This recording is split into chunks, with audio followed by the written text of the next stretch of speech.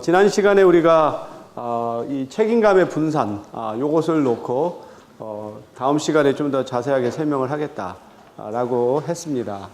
지금 이 파워포인트 이 메인 슬라이드 밑에 또 밑에 노트 안에 자세하게 이 사건에 대한 기술이 되어 있으니까 살펴보면 되고요.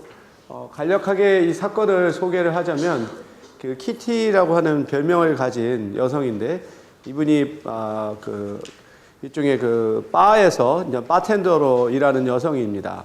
한 30대의 여성인데 일을 마치고 집으로 돌아가는데 한 3시쯤에 그 집 근처에서 이제 그 어느 한 남성에게 칼로 아주 난자를 당해요.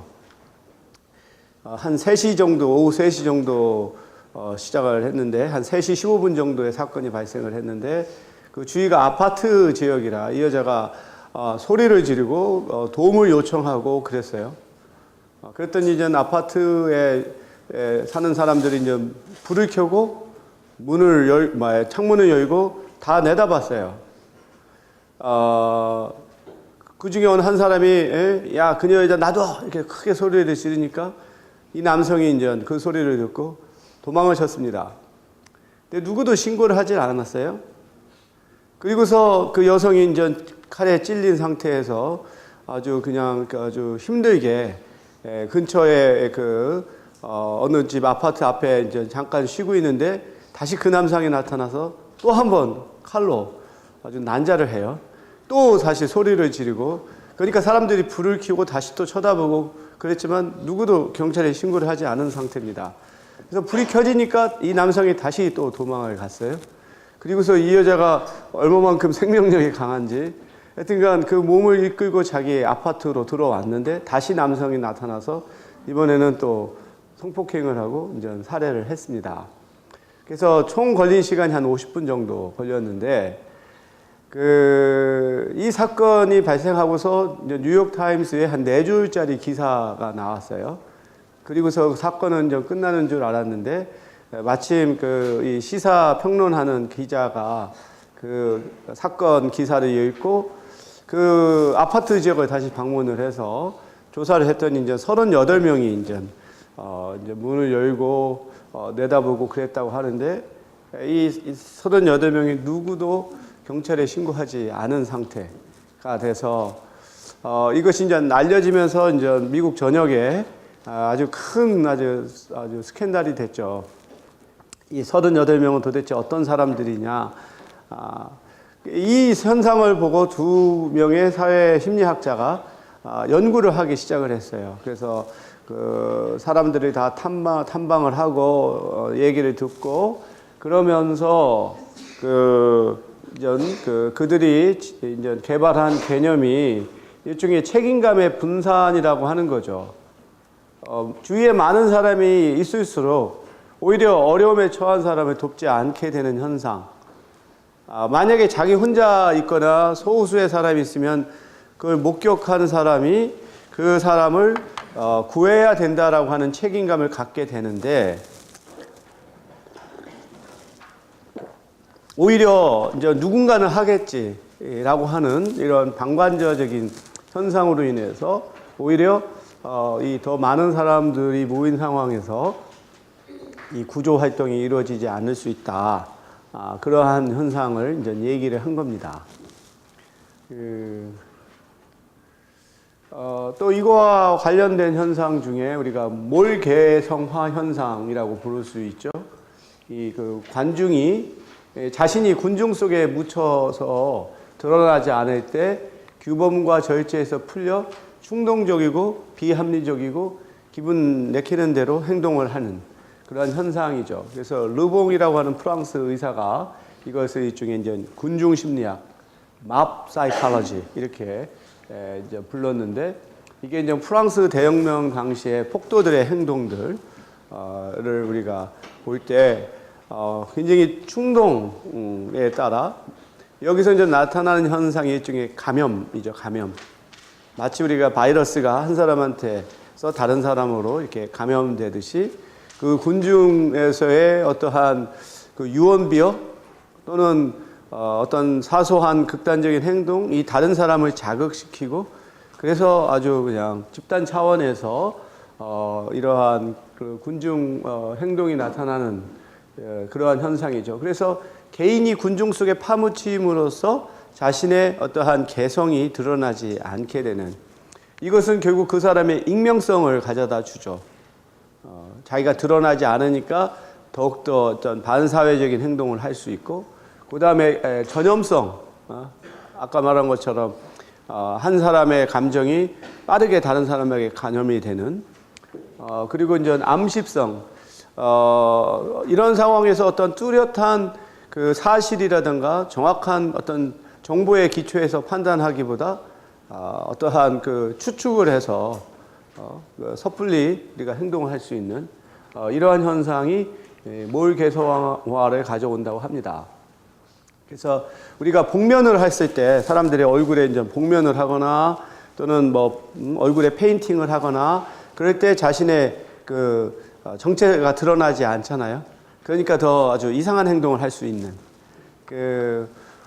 지난주 금요일인가요? 아마 그 미국에서는 할로윈 축제인데 우리나라에서는 할로윈이 없지만 그 서양에서는 할로윈 해서 그 만성절이라고 우리는 또 부르는 것 같은데 그러면 대개 이건 어린 아이들이 이제 그 드라큘라든 귀신이든 좀비든 그런 아주 그냥 기괴한 그 복장을 하고 그 동네를 다니면서 뭐라고 부르죠? 이 사람들이 treat or 뭐라고 하던데? 뭐라고? 다시. 캔디 or treat인가? treat or treat? 어떻게 똑같네. 그러니까 이제 내가 옛날 거라 다 잊어버렸나 본데 그 캔디를 주는 식으로 트리트를 하든지 아니면은 쫓아내라는 뜻인가? 자기들을? 속임수를 써서 그 귀신 그걸 쫓아내라. 내가 다 잊어버렸다. 그 어린아이들이 그렇게 이제 동네를 다니면서 이렇게 그런 말을 해요. 그러면 어른들은 준비해서 캔디나 초콜릿이나 이런 것들을 이제 주죠. 근데 사실은 그게 또 상당히 위험 소지도 있어요. 어떤 어른일지도 모르고. 그래서 되게 조금, 잘 사는 동네에서는 어른이 아이들을 이렇게 에스코트를 하면서 다니기도 하는데, 또 젊은이들은 그날 또 파티를 하죠. 자기들끼리 모여서. 얼굴을 가리고 또 기괴한 복장을 하고, 그러니까 거기서 이제 또 술까지 마시고 그러면 더욱더 아주 반사회적인 행동이 나올 가능성이 높죠.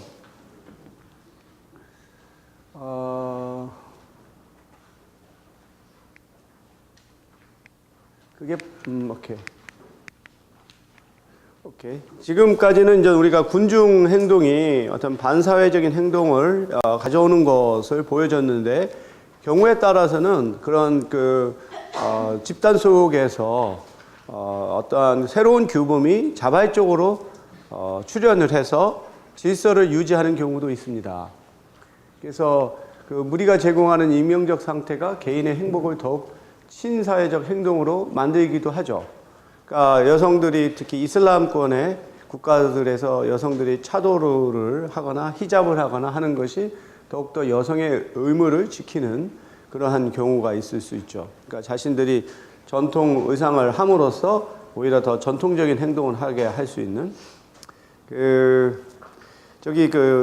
이태원에 가보면 이슬람 사원이 있는데 예전에 제가 대학원 학생들하고 함께 그 이슬람 사원을 가서 거기에 이제 사제분하고도 우리가 얘기도 하고 그러면서 이분은 한국 분인데 지금은 은퇴하셨지만 이슬람 교회에 대해서 설명을 하면서 왜 이슬람 여성들이 이런 히잡이나 차도르를 하느냐 그거에 대한 질문을 오히려 여성을 더 보호하게 한다라고 이렇게 설명을 하더라고요. 그렇게 복장을 함으로써 오히려 남성들이 이슬람의 종교, 계율 이런 것들을 더욱더 확인을 하고 그래서 오히려 여성이 보호된다. 이런 식으로 또 얘기를 하던데,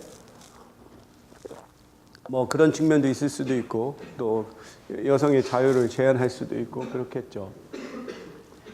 그리고 무리 속에서 개인이 늘 자제력을 잃는 것이 아니라 나름의 규범과 질서를 갖고 있을 수도 있다.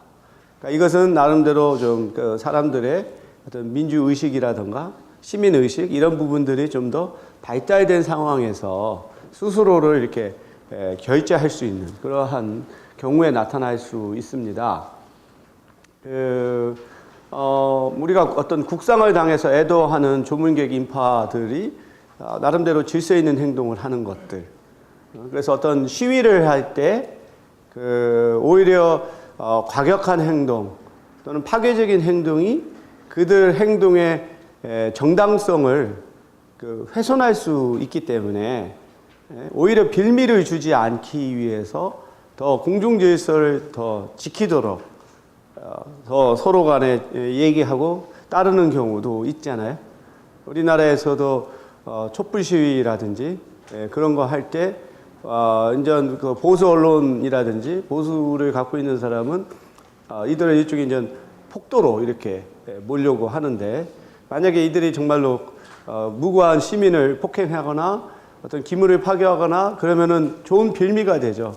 그러니까 그런 것을 방지하기 위해서 오히려 질서를 이렇게 외치는, 그래서 사람들이 그 많은 인원이 참여하더라도 커다란 어떠한 그 일탈이 나타나지 않을 수도 있는, 그러니까 이런 것들이 가능하기 위해서는 앞서 말한 것처럼 사람들의 어떤 의식 수준이 상당히 높아야 그것이 가능하겠다라고 볼 수 있죠. 그래서 어떤 군중 행동이라고 하는 게 반드시 폭력적이고 반사회적으로 가는 것만이 아니고 나름대로 어떠한 친사회적이고 또 질서를 지키는 쪽으로도 갈 수 있다는 걸 우리가 좀 생각을 해야 되겠고요. 그리고 이제 집단 속에서 나타나는 현상 중에 이제 집단 극화, 이걸 우리가 이제 폴러라이제이션이라고 부르죠. 우리가 집단에서 의사결정을 할 때 개인이 혼자 하는 것보다 훨씬 더 보수적이거나 또는 오히려 반대로 모험적인 방향으로 쏠릴 수가 있어요.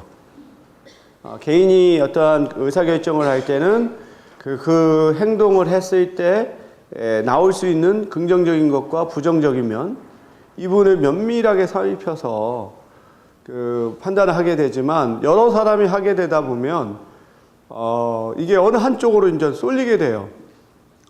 그래서 행동을 취했을 때 긍정적인 측면 부분이 더욱더 두드러지고 그 행동을 함으로써 나타날 수 있는 어떤 실패의 위험,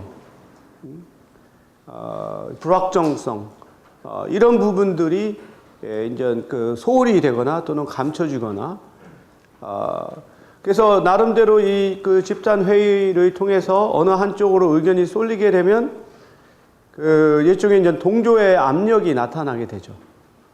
그래서 그것에 따르지 않고 다른 의견을 제시하면 마치 집단의 어떤 솔리데리티, 연대를 약화시키는 것으로 비치거나, 경우에 따라서는 뭔가 용기를 갖지 못한 소극적인 이런 사람으로 취급될 수 있다고 생각해서 그런 의견들이 나타나지 않나.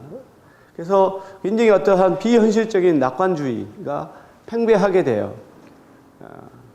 성공을 확신하게 되고, 그럼으로써 내린 결정이 굉장히 비현실적인 것으로 결론이 나서 실패하고 마는 이러한 것이 이제 경우가 있을 수 있고, 또 이게 반드시 모험적으로만 가는 게 아니라 어떤 경우에는 극히 또 조심스럽고 소극적이고, 그럼으로써 아무런 행동을 취하지 못하는 경우도 있을 수 있어요. 그러니까 사실 우리가 모든 것이 불확정한 상황에서 결정을 내려야 되잖아요. 이미 확실하게 결과가 나온 상황에서 결정을 내린다는 것은 무의미하고, 대부분 어려운 결정은 앞을 내다볼 수 없는 상황에서 결정을 내릴 수밖에 없는데, 가장 나쁜 것은 결국은 아무런 액션을 취하지 않는 것일 수도 있어요. 경우에 따라서는. 왜냐하면은 어떠한 결정을 내려야 되는 시기가 있는데 그 시기를 지나고 나면 아무런 다른 방도가 없는 경우가 있죠. 이런 상황에서는 정말로 어떤 행동을 했을 때 그거에 그 보상과 또는 실패의 위험 이런 부분들을 판단해서 그래도 확률이 높은 쪽으로 우리가 행동을 취하는 게 그래도 합리적인 하나의 의사결정일 텐데 우리가 하다 보면은 어떻게 우리가 논의를 하다 보면은 극도로 조심스러워서 결국은 아직 멀다. 좀 더 기다려보자. 좀 더 좀 정확한 정보가 나올 때를 기다리자. 계속 하다 보면은 나중에는 그 시기를 놓치는 경우가 있어요. 따라서 이 집단 극화라고 하는 게 반드시 이렇게 사람이 어떤 극단적으로 모험적인 것만을 취하는 것이 아니다라고 하는 부분을 우리가 알 필요가 있는데 이런 집단 극화가 나타나는 이유에는 새로운 정보의 영향. 그래서 어떤 사람이 어떤 새로운 정보를 가져오는 것이 사람들에게 영향을 미치는 거죠.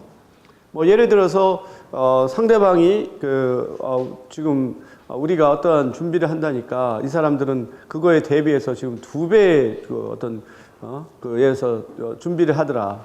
예를 들어서 양쪽 두 나라 사이에 어떠한 군사적인 긴장이 있다고 할 때 어느 한쪽이 지금 우리보다 더 많은 무기를 지금 생산하고 준비하고 있다라고 하는 정보가 다른 쪽으로 하여금 더욱더 그거에 대응해서 극단적인 조치를 취할 수 있는 이러한 상황이 있을 수 있고 또 앞서 말한 것처럼 집단 규범의 동조 이러한 경우 우리가 사극을 보면 이런 경우 많잖아요. 장수들끼리 막 갑론을박을 합니다. 지금 쳐야 됩니다 하면은 거기에 이제 우두머리는 상당히 신중한 사람으로 나와요. 그러면 또 한쪽에는 상당히 우리가 보면 사극 보면 두 부류로 나오죠. 하나는 지략파, 하나는 행동파 해서 그래서 이 행동파는 상당히 하면서 그러죠. 그리고서 상대를 이 비겁한 놈 이런 식으로 몰아붙여요. 그러면 대개 보면 이렇게 행동파들이 이기죠. 많은 경우에. 왜냐하면 지략파들은 조심스럽고, 그러니까 어떤 의사결정을 항상 느려요. 근데 행동파는 일을 저지르고 보니까, 그는 이미 저지르고 나면 따라갈 수밖에 없는 그런 경우가 종종 있죠. 우리나라뿐만 아니라 전 세계적으로 보더라도 되게 이렇게 좀 더 극단주의적인 사람들이 항상 의사결정에서 지배적인 경우가 대부분입니다.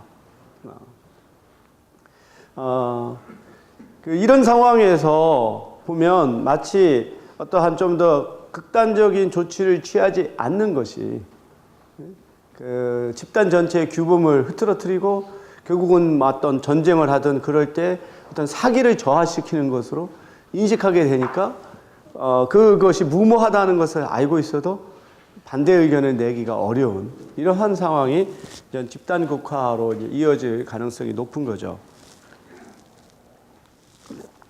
그래서 개인은 합리적일 수 있어도 집단 속에 있는 개인은 비합리적일 수가 있어요.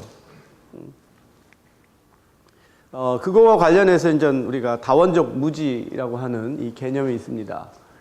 pluralistic ignorance라고 해서 이것은 성원들이 자신의 견해, 태도는 집단의 그것과 차이가 있을 것이다 라고 생각해서 자기 견해를 남에게 보이지 않음으로써 나타나는 현상이죠.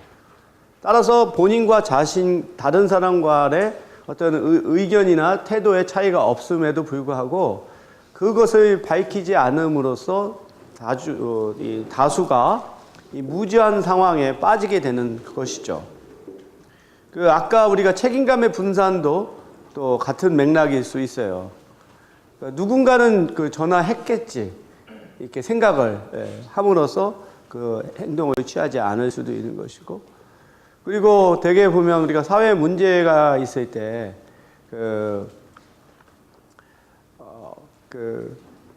자기가 보기에도 이거는 문제인데, 근데 그것을 이제 밖으로 드러내지 않는 거죠. 왜냐하면 자기만 그렇게 생각한다고 생각하니까.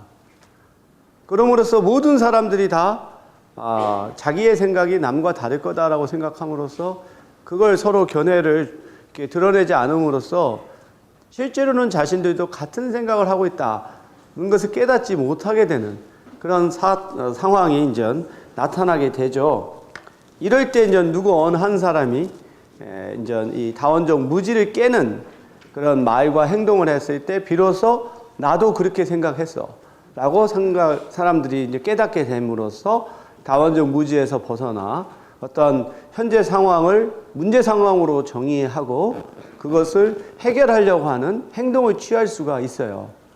그러니까 여기서 중요한 것은 어찌 보면 다원적 무지를 깨는 그런 소수의 사람의 역할이 중요하다고 볼 수 있는데 그거 관련해서 한번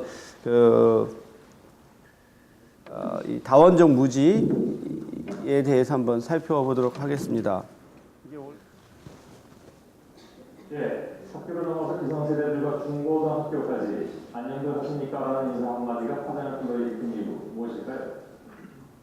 고려대학교의 대자보가 처음 붙었을 때 그 이후에 이 대자보에 공감 판단 얘기를 해서 화제가 됐던 교수님들이 계신데 고려대 사회학과 윤민진 교수께서 잠깐 좀 고맙습니다. 예. 사회학자로서 어떻게 진단하십니까? 우리 사회에서 지난 수년 동안 정권과 기존 체제의 비판적인 의견을 내놓는 것에 대해서 많은 제약이 있어 왔거든요. 예.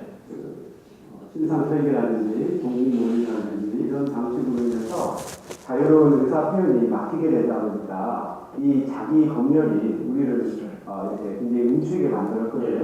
그래서 일종의 우리가 다원적 무지 상태에 빠졌다. 다원적 무지. 방금 설명해 주신 게 다원적 무지라고. 네, 이제 다원적 무지라고 하는 것은 많은 사람들이 같은 처지와 같은 생각을 갖고 있음에도 불구하고 자기가 다른 사람과 다를 거다라고 하는 생각 때문에 문제 제기를 못하는 상황이거든요.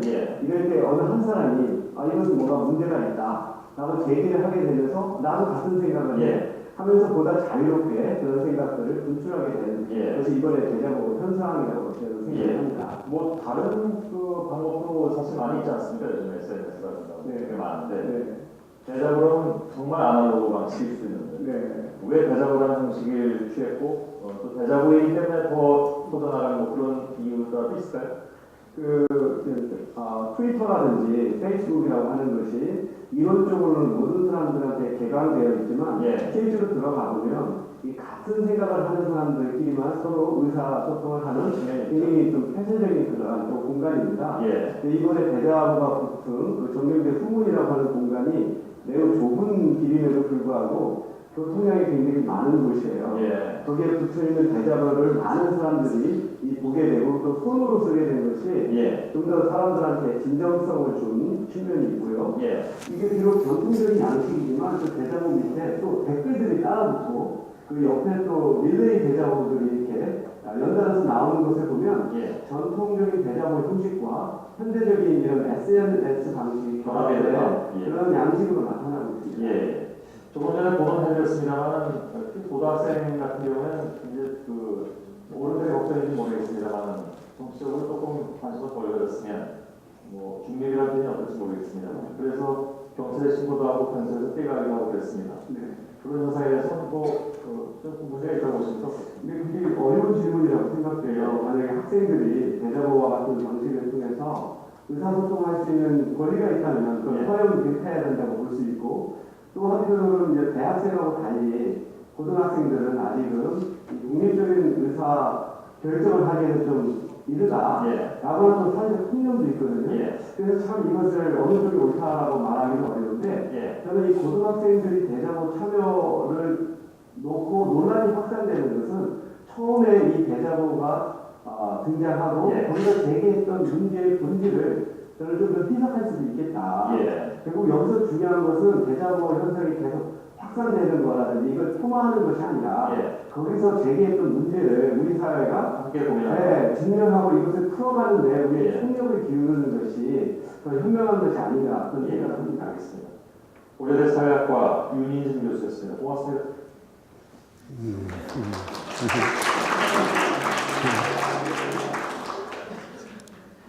재밌죠.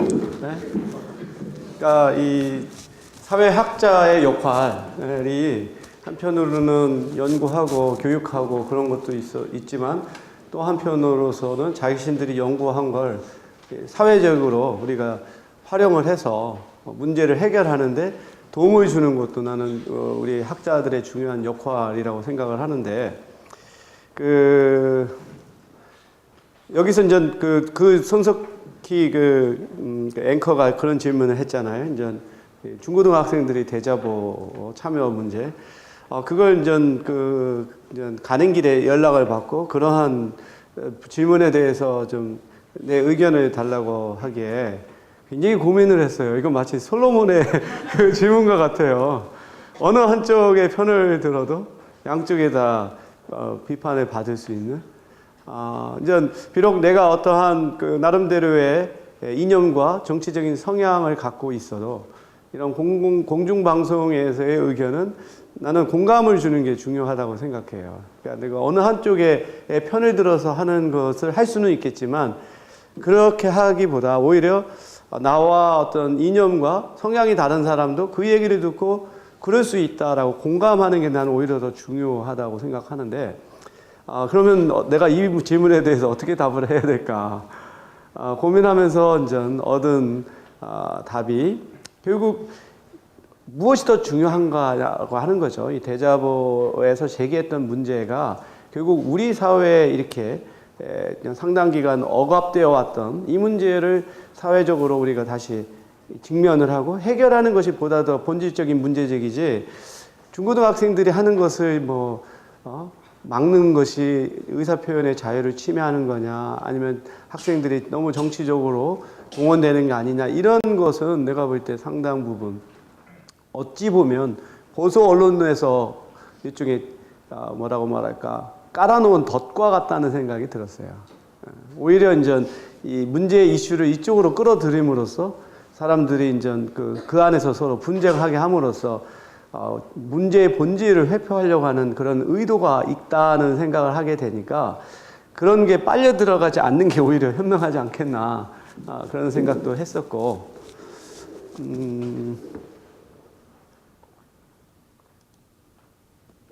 그래서 우리가 이제 사회심리학에서 배운 개념이 얼마만큼 우리 사회를 정확하게 진단하는 데 도움이 될 수 있을까를 보여준 한 예입니다.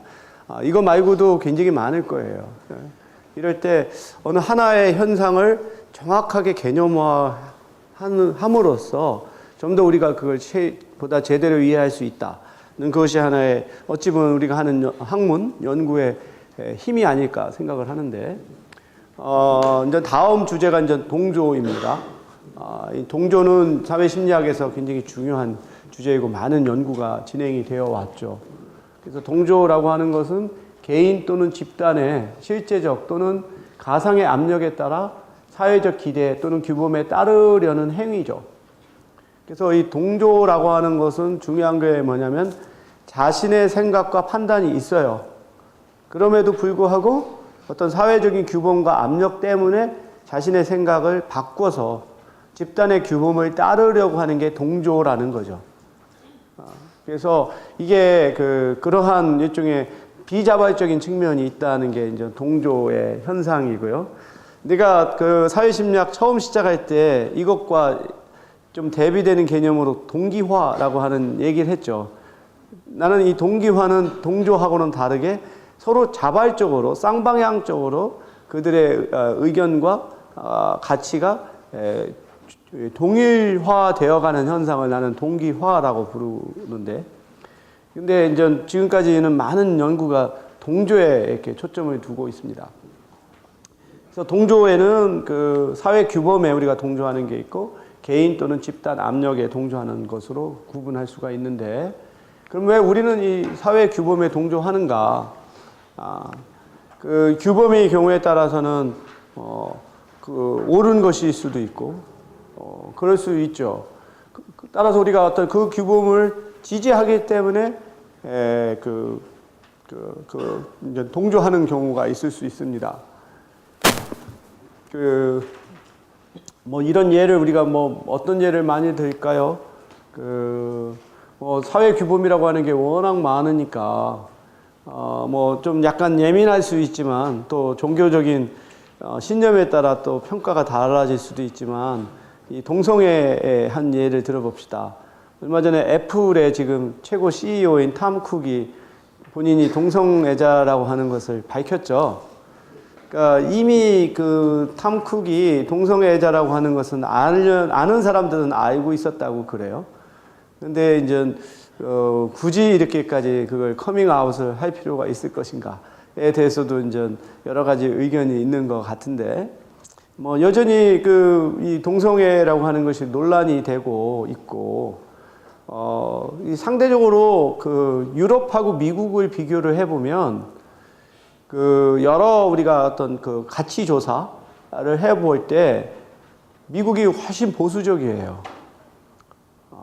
유럽은 상당히 개방적입니다.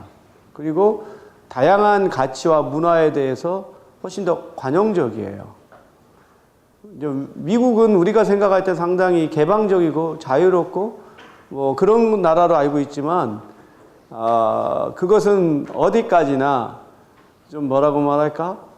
대중문화적인 측면이고 좀 더 중상층의 백인들의 어떤 중심 문화? 우리가 일종의 미국에서도 중심 그룹이 누구냐라고 했을 때 우리가 여전히 와스프라고 부르잖아요. 화이트 앵글로색슨 프로테스탄트. 이 와스프가 결국 미국 문화의 핵심이거든요. 그 사람들의 가치관에 보면 굉장히 보수적입니다. 특히 종교적인 성향에 있어서 어떤 낙태라든가 동성애라든가 등등에 대해서 굉장히 아주 반대를 하고 그게 정치적으로도 아주 이제 양분이 되어 가고 있잖아요. 그래서 여전히 뭐 논란이 되고 있는데, 그러면 사람들이 이제 동성애에 대해서 어떤 금지를 하는 것들을 지지하는 이유는 그 사람에 따라 이거는 어찌 보면 사람의 본성에 어긋난다라고 생각하기 때문에 지지하는 경우가 있겠죠. 어떤 보수적인 신앙을 갖고 있는 사람의 경우는 남성과 이성이 서로 다르고 서로 다른 이성을 좋아하는 것이 인간의 본성이지 동성을 좋아하는 것은 그건 본성이 아니다라고 믿기 때문에가 있을 수가 있고, 어떤 사람은 그런 자기 판단보다 자기가 동성애자라고 이렇게 알려지게 되면 그걸로 인한 사회적인 처벌 이런 것 때문에 자기가 드러내지 않을 수도 있죠. 근데 이제 동성애가 인간의 본성과 어긋나는 것이냐 아니냐는 사실 조금 더 우리가 사회 문화적인 현상을 객관적으로 받아들여 보면 꼭 그걸 본성이라고 볼 수는 없다는 여러 가지의 근거가 있어요. 역사적으로도 봐도 서로 이런 동성애를 가진 것이 역사적으로도 나왔을 뿐만 아니라 사회적으로 그 사람들은 어떤 특별한 지위와 역할을 부여받았어요. 예전에 대개 보면 이 사람들이 어떠한 신의 메시지를 받아서 인간들한테 전달해주는 역할을 이 사람들이 과거 역사에서 보면 이런 종교와 관련된 의례를 담당하는 역할을 받아왔고, 서양에서도 그랬고요. 지금 인도에 가면 남성, 여성 말고 별도의 그런 중성이 있고 그들이 또 그런 특별한 지위를 부여받고 있거든요. 그렇기 때문에 이런 객관적인 사실로 볼 때 동성애 또는 이성애가 어떤 것이 자연스럽고 어떤 것이 이상한가라고 하는 것은 역시 우리가 사회 문화적으로 결정될 수밖에 없는 게 아닌가라고 볼 수 있죠. 세 번째로는 그 규범을 따르는 것 외에 다른 방법이 없기 때문에, 아직까지 동성애가 사회적으로 인정되지 않기 때문에 우리는 뭐 동성애가 아닌 이성애를 할 수가 있는 이런 경우죠. 근데 나는 사회학에서 특히 소수자, 마이너리티를 연구하는 사람 입장에서 보면 동성애를 자신이 지지하느냐 아느냐와 그런 인식의 문제와 동성애자를 자기가 차별하고 배제하는 것은 별개의 문제라는 거거든요. 그러니까 결국은 내가 그 사람의 가치를 인정하고 동의하지 않을지라도 그 사람이 하나의 인간으로서 기본적으로 부여받은 권리를 행사할 수 있는 그것은 보장을 해야 된다는 그런 생각인데, 보면 우리 사회의 어느 일부 집단에서는 그 두 가지를 구분하지 않는 경우가 많죠. 그래서 지금 우리 한국 사회가 갈수록 다인종, 다민족, 다문화 사회가 되어 가는데, 거기에 있어서 가장 기본적인 전제 조건이 차별금지법입니다. 반차별법. 그러니까 어떤 인종이라든가 또는 성이라든가 종교라든가 지역이라든가 등등의 이유로 부당하게 어떤 권리를 침해당하지 않게끔 하는 것이 차별금지법의 기본 목표인데, 아직까지 우리나라에는 종합적인 차별금지법이 없어요. 그래서 어느 한 사람을 인종적으로 차별하거나 모욕을 해도 그것을 처벌할 수 있는 법적 근거가 없어요. 이거는 사실은 어떻게 우리가 지금 다문화 사회를 나아가고 있는데 가장 기본이 되는 전제가 안 갖춰져 있다라고 하는 것은 사실 언어도단이라고 말할 수밖에 없는데, 그렇다고 해서 정부가 전혀 손을 놓고 있는 게 아니라, 정부가 지금 수십 년 동안 이 종합적인 차별금지법을 만들려고 법무부가 굉장히 노력을 많이 해왔고, 국회의원들도 그것을 법안으로 하지만 항상 반대가 어디냐면 개신교 집단이에요. 왜냐하면 이 종합차별금지법에 동성애에 대한 차별금지 조항을 이 개신교에서 반대하기 때문에 지금 법안이 지금 아예 상정도 되지 못하는 상황이거든요. 그래서 저는 이 상황에 대해서 나름대로 두 가지 의견이 갔는데, 첫 번째는 우선 동성애 차별금지 조항을 빼고 다른 것을 먼저 한번 종합적인 법안을 제정하고, 그 다음에 이제 좀 사회적인 공감이 형성됐을 때 확대하는 것이 바람직하지 않겠냐라는 게 이제 제 의견인데, 어찌됐든 앞서 말했던 이 두 가지가 다른 것임에도 불구하고 혼동함으로써 좀 우리 사회의 어떠한 평등을 보장할 수 있는 기본 전제 조건이 좀 갖춰지고 있지 않다. 이것이 현실이라는 점을 좀 말씀을 드리고 싶고, 이 동조와 관련해서 두 가지 아주 유명한 실험이 있어요. 이 셰레프라고 하는 학자가 이제 사람들이 왜 집단 규범에 동조하는가에 대한 아주 최초의 이런 연구입니다. 이것은 이제 오토키네틱 피노메논이라고 부르는데, 이걸 사실 굉장히 생소한 용어죠. 우리말로 하면 자동 운동 현상인데요. 이건 어떤 거냐면, 암흑 속에서 광점을 응시하고 있으면 그 광점이 움직이는 것처럼 보이는 현상이에요. 우리가 이제 여기에 지금 빛이 있죠? 근데 아무것도 없는 아주 칠흑 같은 어두운 상황에서 이것이 이제 움직이는 거죠. 근데 이게 이제 움직이는 것처럼 보이는 게 오토키네틱 현상인데, 이제 여기서 저 측정한 것은 뭐냐면은, 여기에서 요만큼 옮겼을 때 이게 얼마큼 움직였느냐, 그것을 사람들이 이제 측정하는 거예요. 무슨 잘해가지고 되는 것도 아니고, 아주 그냥 칠흑 같은 어둠 속에서 이것이 얼마만큼 움직였는가를 사람들이 판정을 해서 그것을 길이를 측정하는 겁니다. 그러니까 어떤 규범이 없는 상황에서 사람들이 결국은 측정하는 것인데, 이게 처음에는 사람들마다 굉장히 이렇게 차이가 커요. 첫째 날에는 만약에 세 사람이 빛이 움직인 거리를 측정한다고 하면, 어떤 사람은 6cm, 어떤 사람은 2cm, 어떤 사람은 1cm 이렇게 움직였다고 보고를 해요. 그리고 나서 이제 얘기를 합니다. 그 다음 날에 가면은 이것이 점차 일종의 이제 수렴이 돼요. 자기들끼리 이제 얘기를 하면서, 이건 정도인데 하면서 점차 수렴이 되고, 세 번째 날에 가면 더욱더 가까워지고, 마지막 날에 가면은 빛이 움직인 거리에 대해서 사람들이 측정하는 것이 동일한 잣대를 가지고 측정을 하게 되는 거. 이 현상을 이제 발견을 하게 되었습니다. 그러니까 전혀 규범이 없는 상황에서 사람들은 어떻게 규범을 만들어 가느냐. 일종의 집단 규범이 개인 규범의 하나의 기준이 되는 그러한 현상이죠.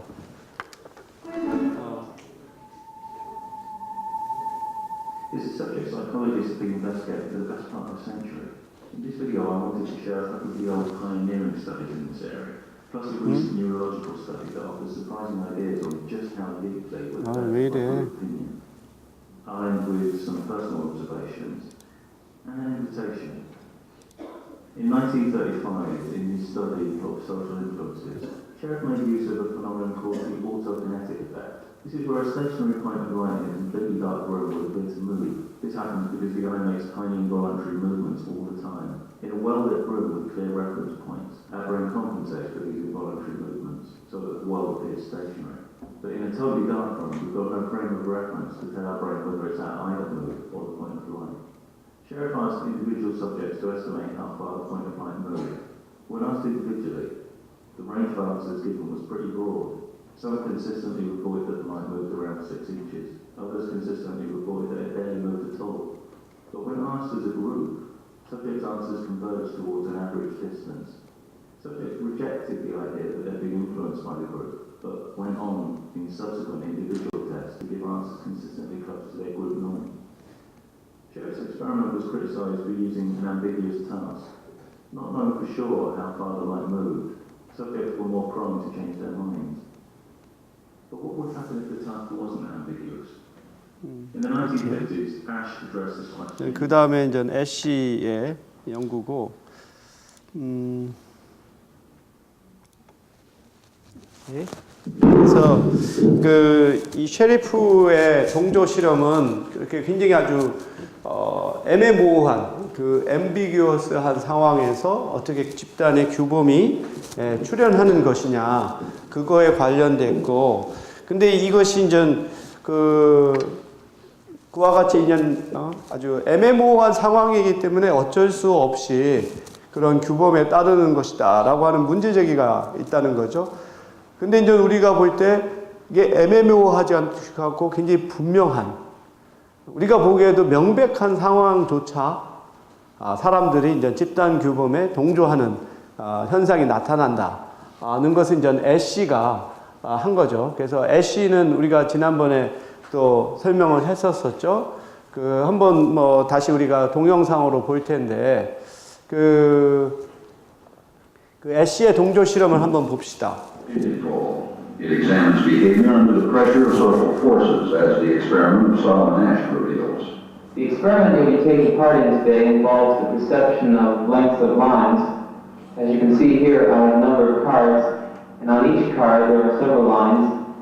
Your task is a very simple one. You're to look at the line on the left and determine which of the 3 lines on the right is equal to it in length. Alright, we'll proceed in this order. You'll give your answer. Only one of the people in the group is a real subject, the 5th person with a white t-shirt. The others are confederates of the experimenter and have been told to give wrong answers on some of the trials. The experiment begins automatically as subjects give their judgments. 2, 2, 2, 2, 2, 3, 3, 3. But on the 3rd trial, something happens. 2, 2, 2. 2. 2. The subject denies the evidence of his own eyes and yields to group influence. Ash found subjects went along with the group on 37% of the critical trials. But he found through interviews that they went along with the group for different reasons. What? They must be right. Therefore, then one of you. 1. This subject's yielding is based on a distortion of his judgment. He genuinely believes that the group is correct. 1. 1. 1. 2. 1. 2. 2. 2. I know they're wrong, but what should I make ways? 2. In this case, the subject knows he is right, but goes along to avoid the discomfort of disagreeing with the group. Here, the distortion is at the level of his response. 2. 2. 2. 2. In the previous experiment, the naive subject stood alone against the group. In this variation, Ash gave the naive subject a partner, here seated in the 3rd position, who also gives the correct response. 1. 1, 2. 1, 2.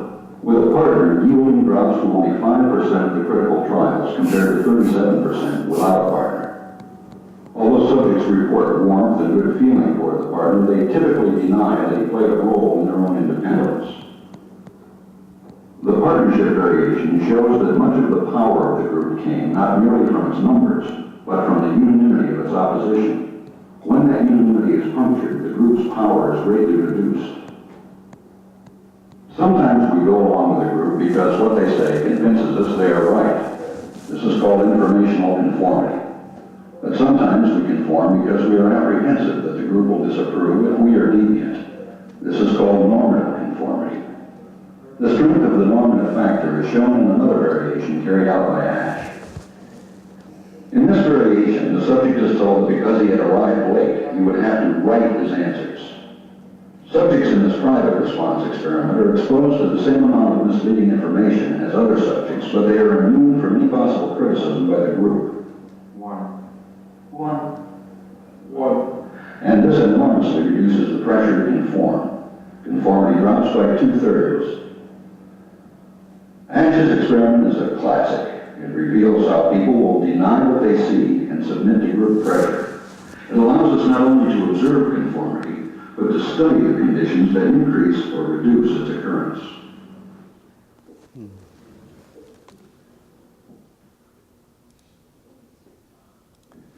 여러분 재밌죠? 네? 결국 여기서 애쉬가 한 실험은 굉장히 베리에이션이 많아요. 우리가 알고 있는 이렇게 단순하게 일종의 공모자, confederate라고 해서 원래 서브젝트, 피험자 말고 연구자와 같이 공모해서 잘못된 답을 함으로써 피험자로 하여금 그거에 따르게끔 하는 공모자들의 수를 늘리면 이게 어느 한 일정한 수까지 늘어날수록 오답을 할 그런 경우가 높아지지만, 다시 말해서 동조할 경우가 높아지지만 일정 수를 넘어가면 그게 별로 영향을 미치지 않는 그러한 것도 했고, 두 번째로는 일종의 마이너리티의 역할, 마이너리티 인플루언스라고 하는데, 그 중에서 어떤 다른 사람들과 다르게 일관되게 자신의 주장을 펼치는 사람이 있으면 오답을 할 경우가 현저히 줄어드는 일종의 동조의 압력이 상당히 약해지는 그러한 현상을 밝혔죠. 그래서 이 동조라고 하는 게 이 애쉬의 실험에서 하나는 informational conformity, 어떤 정보에 동조하려고 하는 것도 있지만 더욱더 여기서 중요했던 건 normative conformity죠. 어떤 규범의 동조. 자기가 다른 사람과 다른 어떤 행동을 했을 때 그게 일탈로 보이고 그것을 피하고자 동조하려는 압력이 커지는 그런 현상을 발견을 했습니다.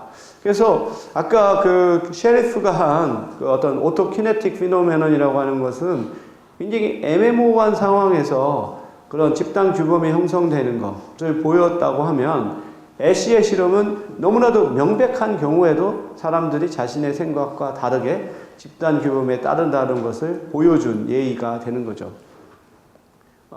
이제 이런 것과 관련해서 이제 우리 사회학에서 또 사용하는 개념이 중거 집단이에요. 레퍼런스 그룹.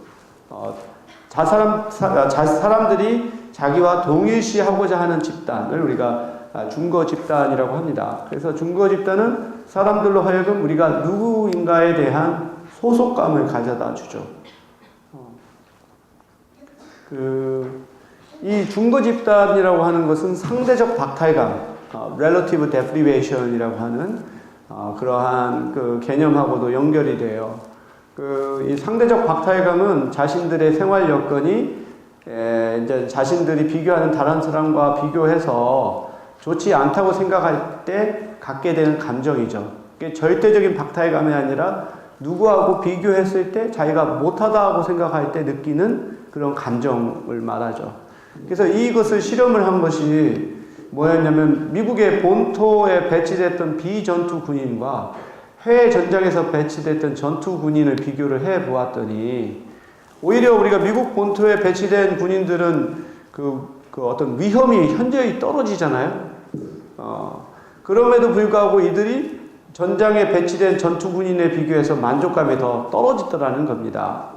그 이유는 이 본토에 배치됐던 군인들은 일반 국민들을 자신들의 중거 집단으로 보고, 반면 전장에 배치됐던 군인들은 같이 전장에서 이렇게 고생하는 군인들이 자신의 그 중거 집단이 되다 보니까 그 만족감이 서로 다른 거죠. 그래서 이렇게 자기가 누구를 중거 집단으로 보느냐에 따라 이러한 그 인식이 달라지고 만족감이 달라지는 것을 이 연구에서 발견을 했고요. 내가 이제 국내 이제 그 소수자들 연구를 해 왔는데, 국내에 있는 외국인 노동자, 조선족 동포, 탈북자들을 대상으로 조사를 해보면 이들이 그 한국 생활을 하면서 느끼는 만족감을 조사를 해보면 외국인 노동자가 제일 만족도가 높아요. 다음에 중국인 동포, 중국 동포, 세 번째가 탈북자입니다. 그 이유는 이 탈북자들의 경우에서는 사실 이 세 집단에서 가장 정부로부터 관대한 대우를 받거든요. 정착금도 받고, 그리고 또 그 대학 특례 입학의 혜택도 있고, 또 한 가지는 군대를 안 가요. 여러분 이런 상황들을 알면은 상당히 황당한데, 이게 또 문제를 또 복잡하게 만드는 것이 뭐냐면, 지금 현재 국내에 들어와 있는 탈북 청소년들의 반수 이상이 중도 입국 탈북자들인데, 그들은 중국에서 출생한 자녀들이에요. 근데 중국에서 출생하면서 어머니는 우리 탈북자인데 아버지가 중국 조선족이거나 한족인 경우는 이들은 법적으로 탈북자가 아니에요. 다문화 가족이 될 수는 있지만 탈북자가 아닙니다. 그래서 국내에 와서 이들은 대학 특례 입학을 기회를 받지 못해요. 근데 문제는 또 뭐냐? 엄마 아빠가 다 탈북자인데 한국에서 출생한 자녀도 탈북자입니다. 이들이 탈북을 안 했는데 탈북자예요. 이들은 대학 특례 입학을 할 수 있고 군대를 가지 않아요. 이게 뭐 내가 볼 때는 신뢰 문제라고 생각합니다. 이들을 보호한다기보다 신뢰 문제죠. 그러니까 이게 굉장히 애매한 거예요. 어떻게 한국에서 나서 여기서 사람은 탈북자가 돼서 탈북자의 혜택을 받는 반면 현실적으로는 탈북자인데 법적으로 탈북자가 아닌 경우는 어떻게 하느냐, 이런 또 복잡한 문제 등등으로 인해서 그렇고. 근데 사실 탈북자들이 북한을 탈출해서 중국 등지에서 체류하는 동안 이 사람들은 법적 신분이 불법 체류자이기 때문에 어떤 일이든지 다 하려고 해요. 정말 먹여주고 재워주기만 해도 일을 하려고 하고, 그러니까 이들은 오히려 만족감이 북한에 있었을 때보다 높을 수 있어요. 왜냐하면 자기들의 중거 집단이 북한에 있는 사람이니까. 그러다가 한국에 오는 순간 이들의 중거 집단은 남한 사람이 돼요.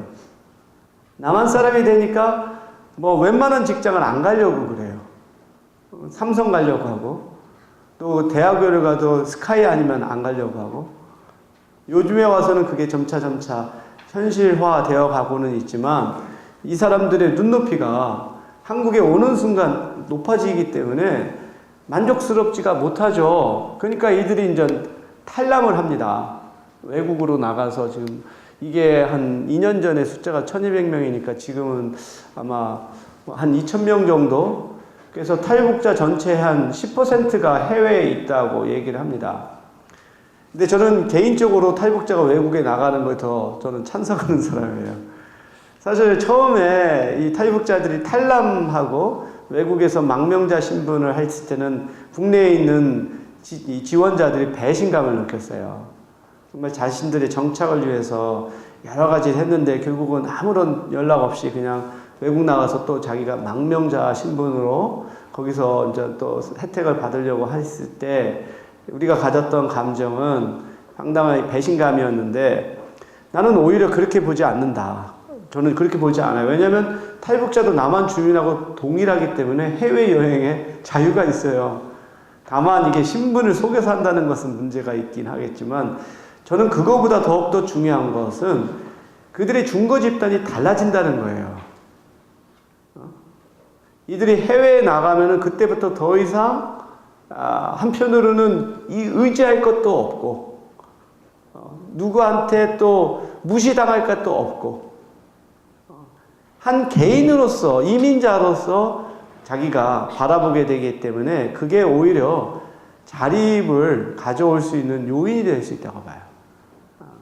결국 한국 사회는 한편으로 과도한 지원이 그들의 의존심을 키울 수도 있고 또 한편으로서는 그들을 무시하는 편견이 그 사람들을 억압할 수 있다고 봐요. 오히려 그런 것이 없는 데서 시작하는 게 난 오히려 나을 수도 있다 그런 생각을 하는데 결국은 이 그 중거 집단이라고 하는 것이 얼마만큼 중요하냐. 그래서 저는 뭐 국내에서의 탈북자 연구를 계속하면서 이들이 성공적인 조건에 있어서 중요한 것 중에 하나가 현실적인 눈높이라는 거죠. 정말 만약에 탈북자가 우리 국내에 와서 그 외국인 노동자처럼 또는 조선족 동포처럼 우리 남한 사람들이 꺼려하는 것을 마다하지 않고 하면 나는 국민들의 인식은 굉장히 좋아질 거라고 봐요. 기여를 하니까 그리고 자립을 하니까. 근데 현실적으로는 그렇지 않다는 거. 그리고 두 번째로는 그런 인식 문제에 못지않게 그들이 어떤 남한 사람들과 경쟁해서 어떤 그 경쟁적 우위를 가질 수 있는 적소, 경제적인 적소, 우리 니치라고 하거든요.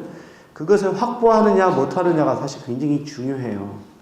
그래서 이민자들 집단을 보면 성공한 집단들을 보면 되게 어느 한 영역에서 두드러지는 그런 것을 개발을 하거든요. 근데 이제 우리의 탈북자들은 정말 그걸 갖지 못하는,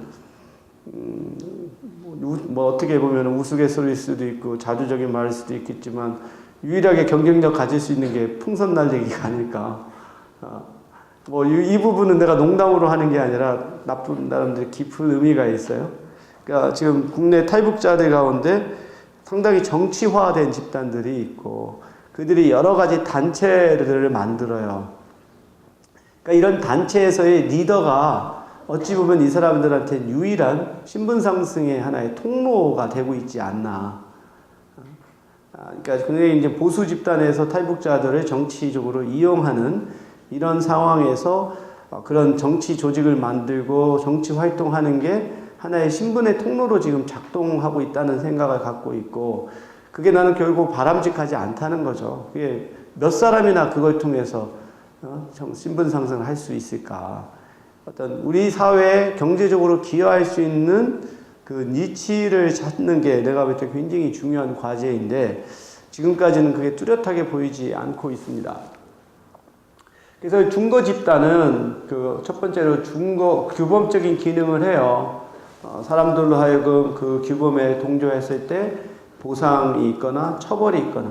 그러니까 주홍글씨에서 여기다 A라고 하는 걸 붙이고 다니는 이러한 것은 결국은 다른 사람들로 하여금 그러한 그 간통이라고 하는 그 행위를 하지 못하게 하는 그 효과가 있죠.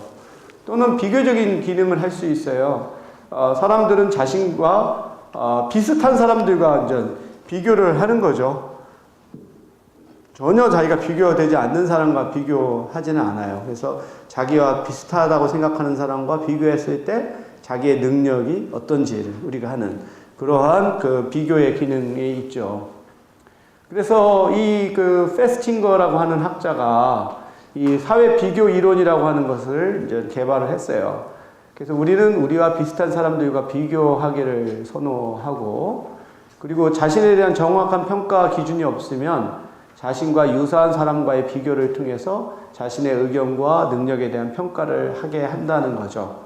이를 통해서 우리는 이제 자기 고향의 그러한 그 기능을 갖게 돼요. 그래도 야보다는 낫지 하고 하는 것이 자기 고향을 가져오게 되고 경우에 따라서는 그게 이제 하향적인 사회 비교죠. 야보다는 나라고 하면서 자기 고향을 할 수도 있지만 또 상당히 어떤 그 뭐랄까 성취 욕구가 강한 사람은 상향적인 자기 비교를 해요.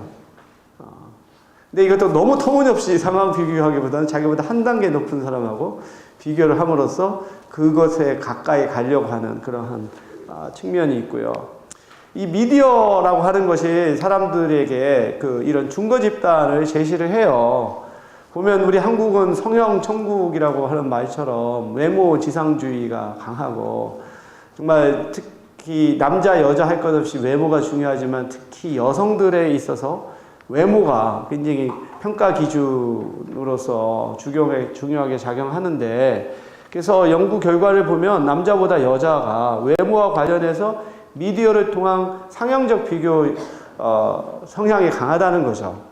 그래서 항상 여성들은 자기의 비교 집단을 그 모델로 나오는 여성하고 비교하는 거예요. 보면 그 모델들이 굉장히 몸이 말랐잖아요. 사실 마른 사람의 옷을 입어야 좀 펌이 나거든요. 그러니까 우리나라의 그 남성도 그렇지만 특히 여성은 자기 체중을 실제보다 더 비만했다고 생각하는 거예요. 연구 결과를 보면 우리나라 여성들이 다른 나라 여성보다 자신의 비만도를 실제보다 더 높다고 생각한다는 거예요. 그 이유가 바로 자기의 중거 집단을 자기 또래하고 비교하면 안 그럴 텐데, 매스미디어에 나오는 그러한 과도하게 날씬한 사람들과 비교함으로써 이러한 비교가 나타난다는 것입니다. 그래서 시간이 많이 지나서 여기까지 하고 한 3, 4분 정도 시간 여유가 있는데, 보면 우리가 수업 끝나고 나서 학생들이 질문을 많이 하는데, 가능하면 지금 하면 다른 사람도 그 질문에 대한 답을 얻을 수 있을 거로 생각하는데, 지금 좀 혹시 오늘 수업한 내용에 대해서